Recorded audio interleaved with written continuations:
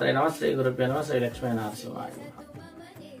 ప్రధానంగా ఈరోజు వాస్తుశాస్త్ర ప్రకారం మనకు ఇల్లు నిర్మాణం చేసే సమయంలో ఈ ఉత్తర దక్షిణాల గురించి తెలుసుకుందాం. ఎప్పుడు కానీ ఉత్తరం వైపు స్థలం ఎక్కువగా ఉండి దక్షిణం వైపు స్థలం తక్కువగా ఉన్నట్లయితే ఆ ఇంట్లో విశేషమైనటువంటి ధనాకర్షణ కలుగుతుంది అని శాస్త్రంలో చెప్పబడింది.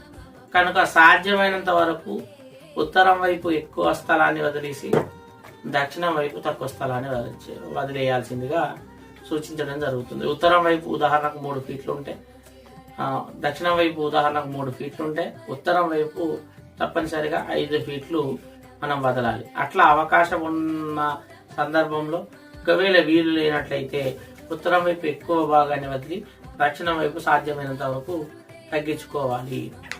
అలా చేస్తే చాలా విశేష ఫలితం రావడం జరుగుతుంది. అది ప్రధానం. స్వస్తి.